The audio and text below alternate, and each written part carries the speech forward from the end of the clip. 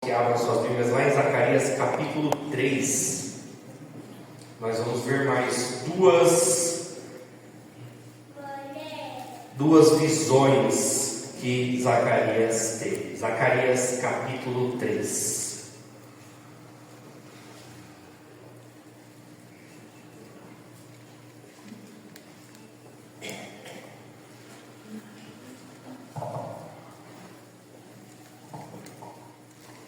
Acompanhe a leitura de todo o capítulo. Deus me mostrou o sumo sacerdote Josué, o qual estava diante do anjo do Senhor, e Satanás estava à mão direita dele para se lhe opor. Mas o Senhor disse a Satanás: o Senhor te repreende, ó Satanás. Sim, o Senhor que escolheu a Jerusalém te repreende. Não é este um tição tirado do fogo?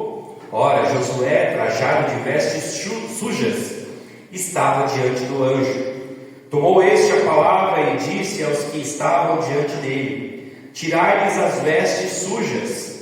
A Josué disse: eis que tenho feito que passe de ti a tua iniquidade, e te vestirei de finos trajes. E disse eu: ponho-lhe um turbante limpo sobre a cabeça.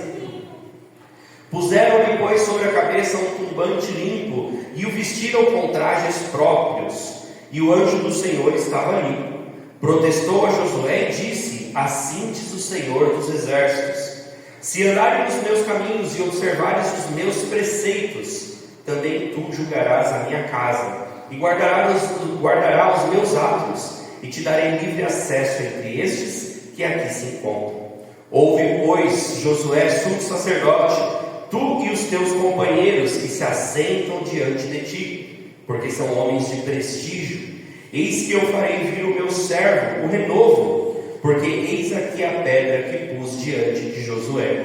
Sobre esta pedra única estão 7 olhos. Eis que eu lavarei a sua escultura, diz o Senhor dos exércitos, e tirarei a iniquidade desta terra num só dia. Naquele dia, diz o Senhor dos exércitos, cada um de vós convidará ao seu próximo para debaixo da vide e para debaixo da figueira. Vamos orar mais uma vez? Senhor, nós te louvamos nesta noite mais uma vez, porque o Senhor é bom e poderoso, Pai amado. Que através da ação do Espírito Santo venha falar aos nossos corações, venha despertar em nós o desejo de ouvir a Tua voz, Pai amado, de pregarmos e aprendermos cada vez mais sobre a Tua palavra, Senhor. Que nessa hora você esteja com a Tua igreja, que aqui está abençoando a todos, e aqueles também que não puderam vir, que o Senhor esteja cuidando e abençoando. É isso que nós oramos, em nome de Jesus. Amém. Chegamos à quarta visão. Hoje nós vamos ver a quarta e a quinta visão. Leremos o capítulo 4 mais para frente, porque as duas visões elas estão falando sobre o mesmo sentido. Para iniciarmos, eu gostaria que vocês imaginassem um soldado. Nós temos falado muito de guerras ultimamente, né? Guerra de Israel, a guerra da Ucrânia, a Rússia e tantas outras guerras. Aqueles que gostam às vezes de ficar vendo um videozinho, seja no Instagram ou no TikTok, existe um videozinho que as pessoas fazem nos Estados Unidos, que é as pessoas da guerra, soldados, chegando em casa de surpresa. A família leva aquele susto, fica alegre, porque um ente querido está voltando para casa. Imagine um soldado chegando, vivo, na sua casa, porém ele está cheio de lama, sangue, fuligem, farrapos pelo corpo, pela guerra que ele estava. Ele sobreviveu, mas ele está totalmente sujo com as marcas da batalha.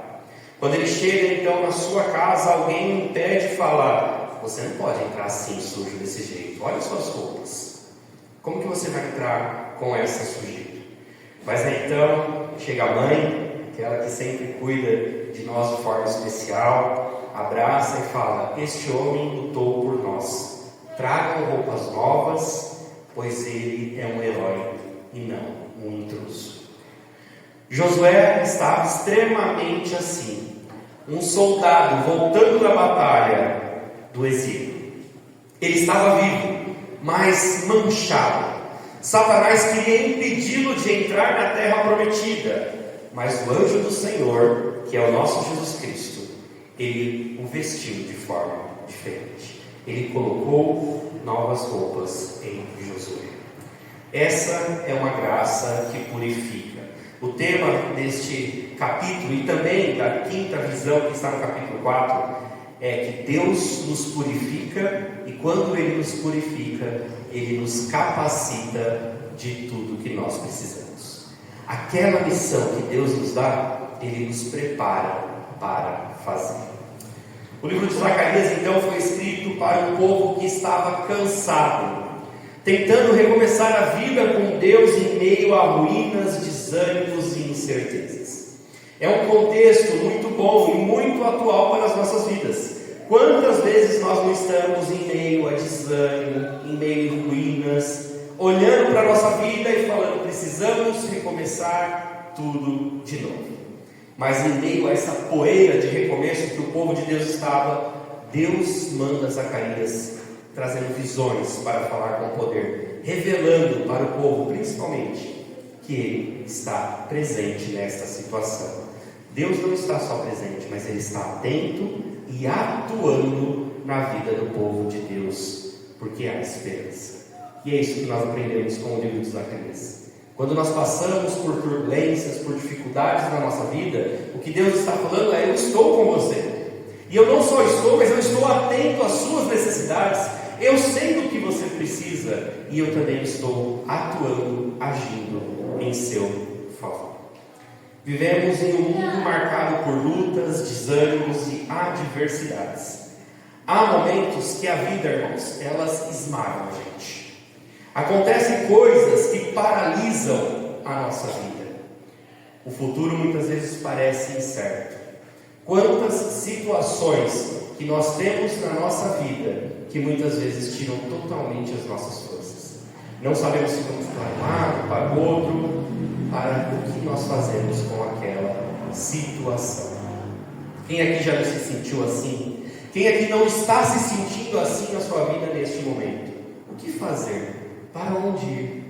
Estou no meio de ruínas e preciso reconstruir todas as coisas.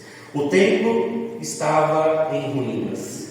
As promessas pareciam distantes de Deus. E o coração do povo ainda carregava uma culpa. Culpa por vários pecados que eles cometeram na Babilônia.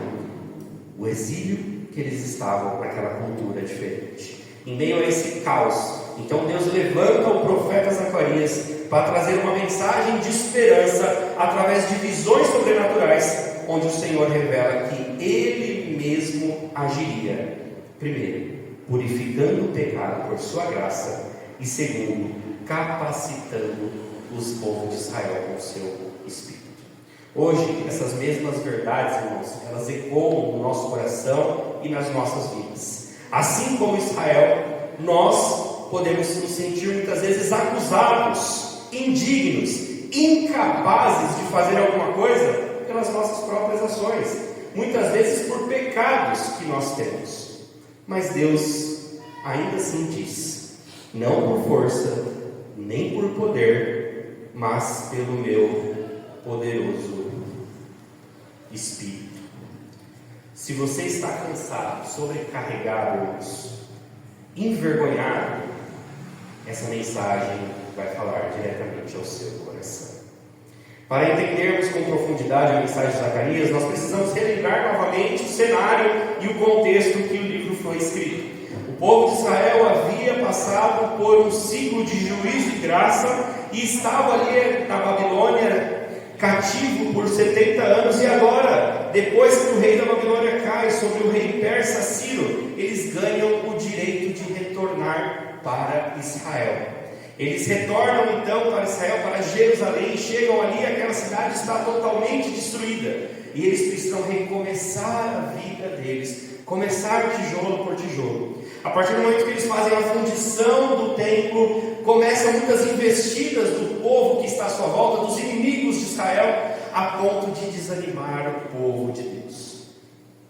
E eles ficam desanimados, eles começam a olhar para as suas próprias vidas, começam a esquecer o templo de Deus, e Deus volta então com mensagens animando o povo e falando: estou com vocês, mas nós precisamos fazer a obra de Deus.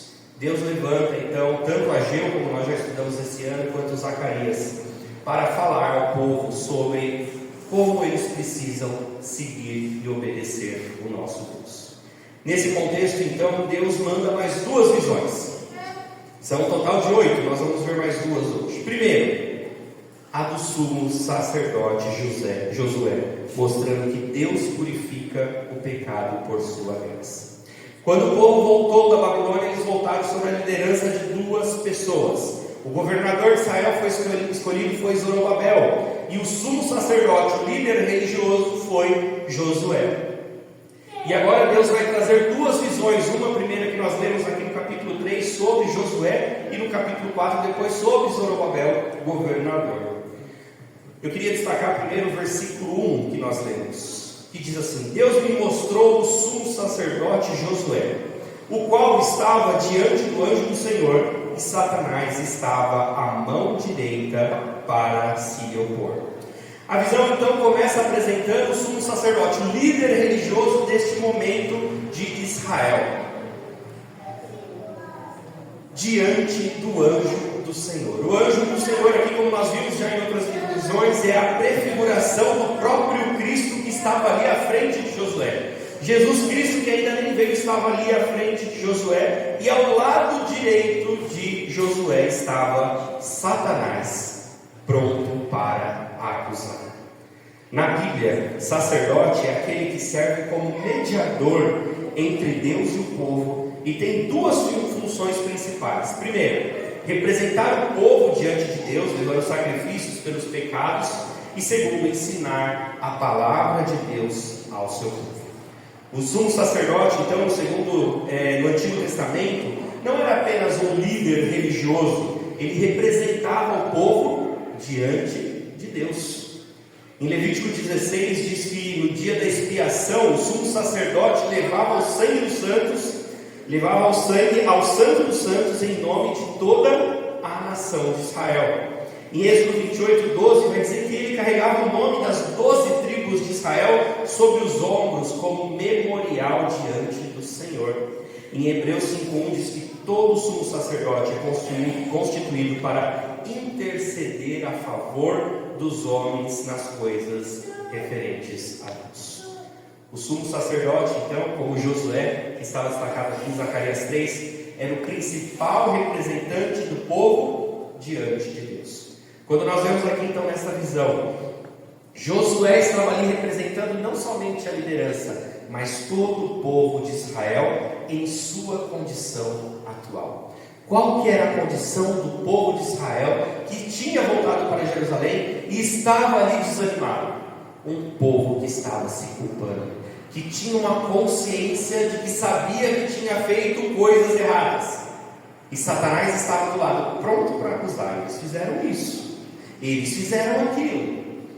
Satanás estava com a listinha pronta de tudo que eles fizeram na Babilônia, que ia contra o que Deus ensinava.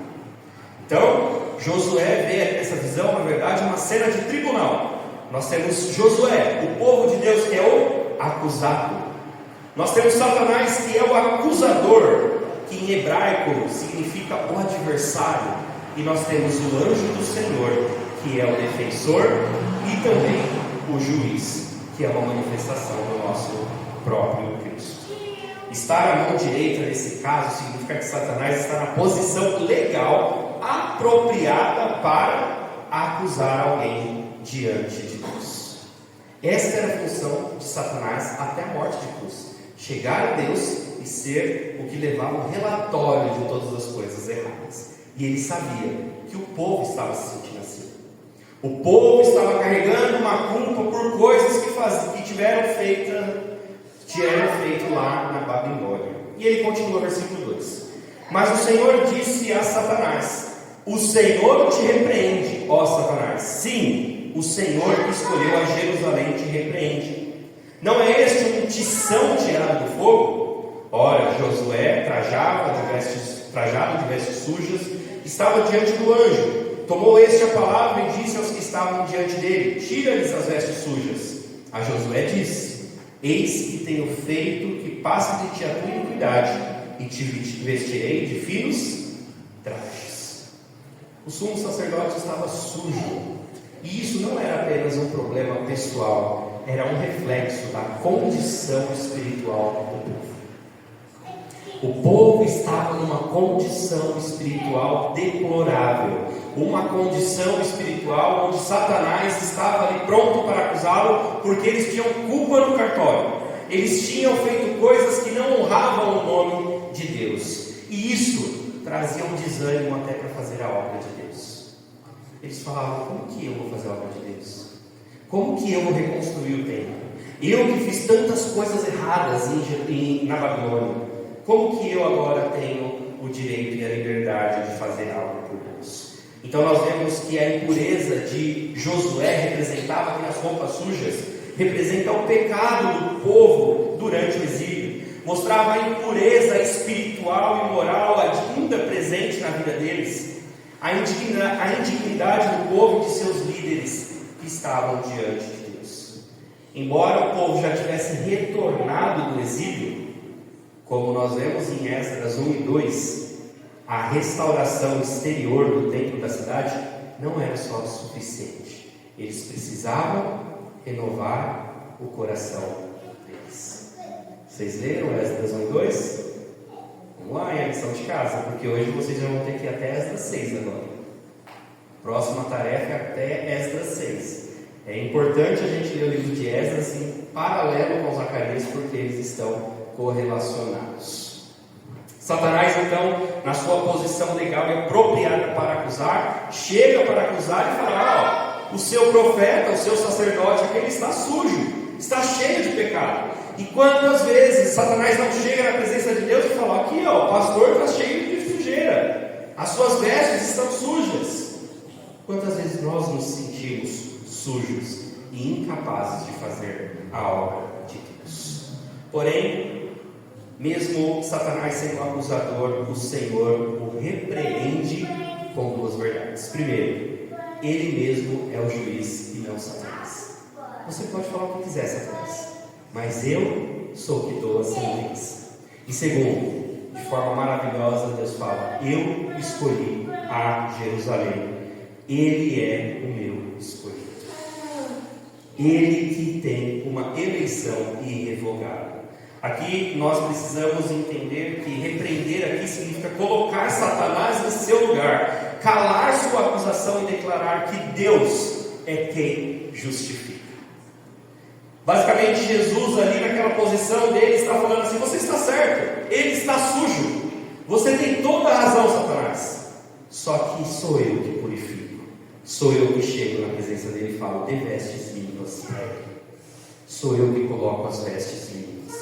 Por quê? Porque o Senhor escolheu a Jerusalém. A base da repreensão não está na bondade de Josué ou na pureza de Jerusalém, nas ações dele, mas na eleição gloriosa que Deus já fez na vida deles. Deuteronômio 7, 8 diz: o Senhor vos amou porque vos amou.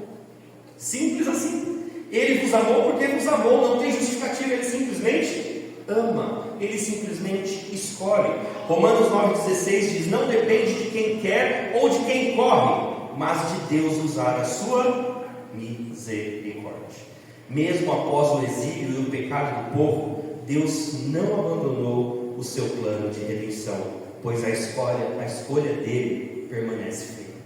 Muitas pessoas querem voltar às vezes para a igreja, passam tempo afastadas, e quando chegam aqui elas falam assim: meu Deus, eu tenho tanta coisa que eu fiz lá fora, será que Deus vai me aceitar? E Deus olha para essas pessoas e fala assim: eu aceito, porque sou eu que purifico, sou eu que troco suas roupas, sou eu que te dou uma roupa perfeita e limpa. Ele fala que não é um tição tirado do fogo. O que é um tição tirado por fogo? Essa expressão quer dizer que nós somos salvos por misericórdia, não porque nós merecemos. Tição, irmãos, é um pedaço de lenha ou carvão em brasas que parcialmente foi queimado, porém ele foi tirado do fogo antes de ser totalmente consumido. Ele estava ali no fogo queimando, mas antes de ser totalmente consumido, eu tiro ele. Isso é um tição. E ele fala assim: ele não é um tição comum em fogueiras e fornalhas antigas, trazendo um entendimento ao povo de Jerusalém. Ele pode realmente estar queimado, mas eu tirei ele, eu separei ele, eu escolhi o meu povo. Josué como um pedaço de lenha chamuscado, salvo da destruição que ele merecia. Não por mérito, não por pureza, simplesmente por misericórdia. Deus está dizendo: este aqui foi salvo por mim da destruição total. Ele ainda cheira fumaça, mas é meu, então você não acusa ele. É como Deus nos defende na nossa vida, que muitas vezes cometemos erros, muitas vezes nós falhamos, nós vivemos uma luta constante contra nossas próprias decisões, contra os nossos próprios desejos, e sabemos que muitas vezes nós erramos e pecamos diante de Deus, e Deus fala para nós: quando nós nos arrependemos, eu estou aqui, pronto para te dar novas vestes. Um símbolo vívido de alguém que estava condenado, mas que foi salvo a tempo. Trocar as vestes, irmãos, significa perdão, justificativas, restauração.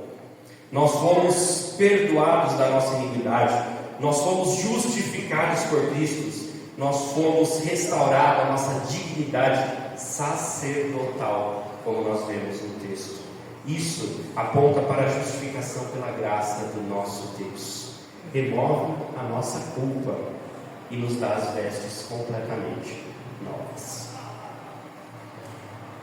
Um chamado à fidelidade e à missão restaurada. Após purificar Josué, nós vimos ali que ele dá novas vestes, Deus renova o chamado sacerdotal de Josué. Se andares no meu caminho, ele diz. Ou seja, agora que você ganhou novas vestes, vida de santidade.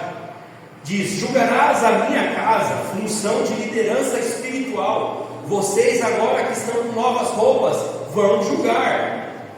Guardarás os meus atos, responsabilidade cultural no templo. Nós temos responsabilidade diante da obra de Deus, de exercer as funções que Deus nos deu. Livre acesso entre os que estão aqui, uma honra celestial, um eco do sacerdócio celestial que desenvolver em Cristo Jesus. Deus não apenas te perdoa das suas falhas, mas Ele restaura e confia em você uma nova missão. Qual que é a missão que Deus está te dando? Quando Ele te dá as roupas novas, Ele te dá uma nova missão, Ele te dá uma nova função. Tirarei a minha iniquidade desta terra num só dia. Isso é uma profecia direta da cruz. Ele, nesse momento, ele aponta e mostra Jesus Cristo. Ele fala assim: eu vou restaurar vocês de uma forma que não há volta. De uma vez por todas eu vou resolver esse problema. Aqui nós vemos uma profecia direta: em apenas um dia eu vou restaurar tudo. Novamente, o povo entendeu essa visão errada, porque a partir dos textos de Zacarias, de Ageu, o povo esperava que Jesus Cristo chegasse e renovasse o templo de forma estrutural. Ele imaginava que seria um rei poderoso que reinaria na terra. E Jesus Cristo, em apenas um dia, ele morre e paga os nossos pecados. E é assim que ele restaura de uma vez por todas a nossa paz, a nossa segurança e a nossa prosperidade. Nós já vivemos isso de forma espiritual em Cristo Jesus. A igreja é o começo do novo Israel. Nós viveremos plenamente somente na restauração final. O mais importante de entendermos, irmãos, é que o nosso Deus, Ele nos restaura quando nós estamos sujos.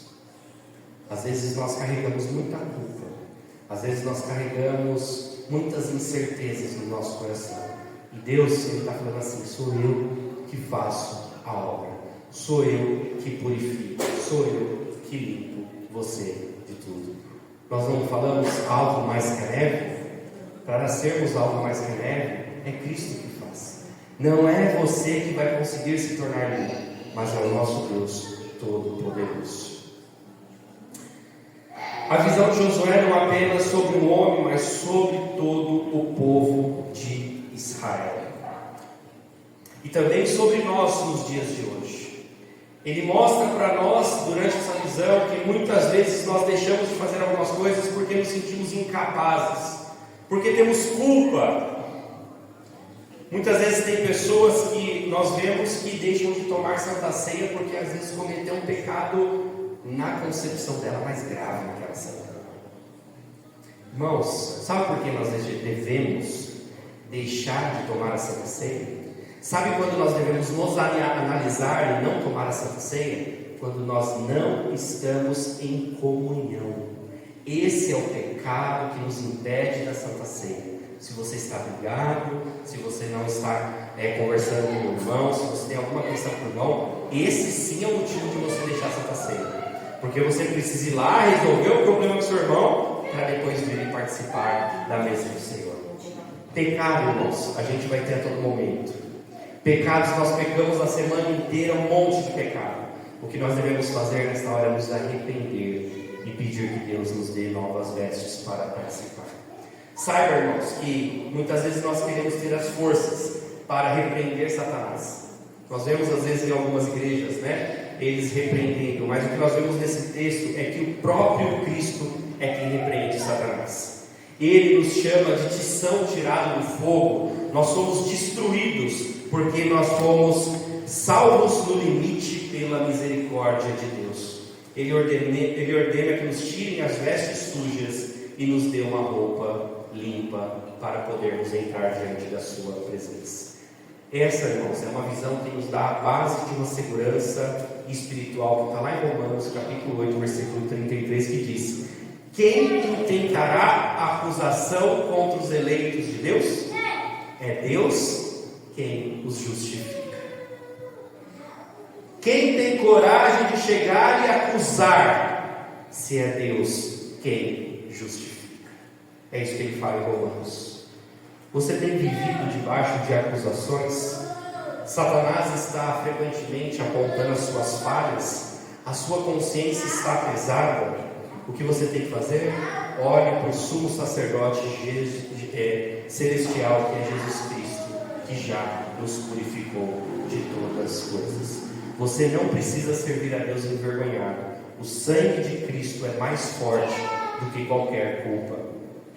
Você tem tentado se justificar com suas boas obras? Josué não argumenta, ele apenas recebe. Ele não tenta justificar coisas boas que ele fez para ganhar roupa nova.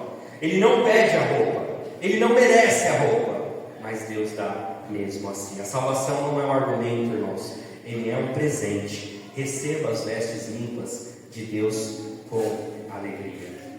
Você se sente indigno de servir a Deus? Josué também estava, mas Deus o restaurou e o colocou de volta na função de sacerdote. Deus não apenas perdoa, mas Ele restaura e Ele dá uma nova missão.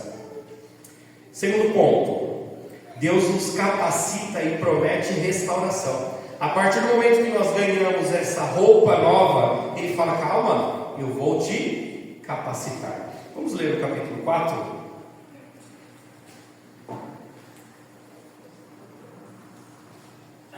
Diz assim a palavra de Deus: tornou o anjo que falava comigo e me despertou como a um homem que é despertado do seu sono, e me perguntou: o que vês? Respondi: olho, e eis um candelabro todo de ouro e um vaso de azeite em cima, com as suas 7 lâmpadas e 7 tubos, um para cada uma das lâmpadas que estão em cima do candelabro. Junto a este 2 oliveiras, uma à direita do vaso de azeite e outra à sua esquerda. Então perguntei ao anjo que falava comigo: meu senhor, que é isto? Respondeu-me o anjo que falava comigo: não sabes tu o que é isto? Respondi: não, meu senhor. Prosseguiu ele e me disse: esta é a palavra do Senhor a Zorobabel, não por força nem por poder, mas pelo Espírito, diz o Senhor dos Exércitos. Quem és tu, ó grande monte? Diante de Zorobabel serás uma campina, porque ele colocará a pedra de remate em meio a aclamações. Haja graça e graça para ela. Novamente me veio a palavra do Senhor dizendo: as mãos de Zorobabel lançaram os fundamentos dessa casa. Elas mesmas a acabarão, para que saibas que o Senhor dos Exércitos é quem me enviou a vós outros. Pois quem despreza o dia dos humildes começos, este alegrar-se-á vendo o prumo da mão de Zorobabel. Aqueles 7 olhos são os olhos do Senhor que percorrem toda a terra. Prossegui e lhe perguntei: que são as duas oliveiras, à direita e à esquerda do candelabro? Tornando a falar, lhe perguntei: que são aqueles dois raminhos de oliveira que estão junto aos dois tubos de ouro, que vertem de si azeite dourado? Ele me respondeu: não sabes que é isso? Eu disse: não, meu senhor. Então ele disse: são os dois ungidos que assistem junto ao Senhor de toda a terra. Um candelabro de ouro com 7 lâmpadas e 2 oliveiras. O candelabro de ouro aqui representa a luz de Deus entre o povo. Deus estava ali. 7 lâmpadas e 7 canudos representam o número 7, indicando plenitude e ação completa do Espírito Santo de Deus. As lâmpadas são alimentos continuamente ligados, que não morrem. 2 oliveiras representam aqui com 2 caminhos pequenos, Zorobabel e Josué. Ou seja, essa é uma visão complementar à anterior. Ele está falando: está vendo esses raminhos? Esses caminhos são Zorobabel e são também Josué, os dois liderantes, os dois que estão aqui à frente deste povo. Eles são instrumentos da restauração. Das oliveiras saiu azeite continuamente, sem intervenção humana, símbolo da ação ininterrupta do Espírito Santo. O Espírito Santo está continuamente conosco. E a mensagem central desta visão é: não por força nem por poder, mas pela ação do Deus Todo-Poderoso. E ele fala assim: quem é esse monte na presença de Zorobabel? Esse monte vai virar uma campina na frente deste povo meu. Deus, ele está falando que a pedra principal é a graça, e é Deus que vai fazer as obras na cidade. Deus está falando: Zorobabel, para provar que eu estou com ele, vai conseguir concluir a obra, vai fazer ali tudo. E como nós vemos na história, no ano de 516 a.C., como está registrado lá em Esdras capítulo 6, o templo foi concluído. Zorobabel e Josué na liderança conseguiram completar a obra do templo. As promessas, elas foram cumpridas. O cumprimento inicial, tipológico, nacional, mostra que, sem sombra de dúvidas, Deus estava com o povo e estava direcionando o povo. Cumprimento final, escatológico, que nós podemos ver é que Deus prometeu Cristo e cumpriu. Ele nos deu Cristo maravilhoso. Irmãos, para finalizarmos, tudo depende do Espírito e não das suas forças.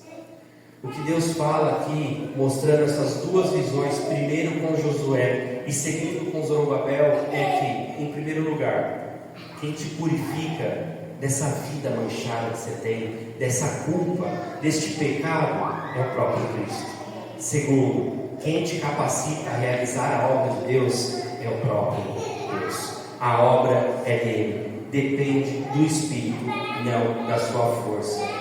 Zacarias 4:6 então diz: não por força nem por poder, mas pelo meu Espírito. Deus não está procurando talentos, Deus não está procurando estratégias ou estruturas sofisticadas. Ele está buscando apenas vasos disponíveis, por onde o óleo do Senhor possa fluir e percorrer. Você pode estar enfrentando montanhas, desânimo, oposição, escassez, mas Deus pode tornar tudo numa pequena campina quando você confia nele.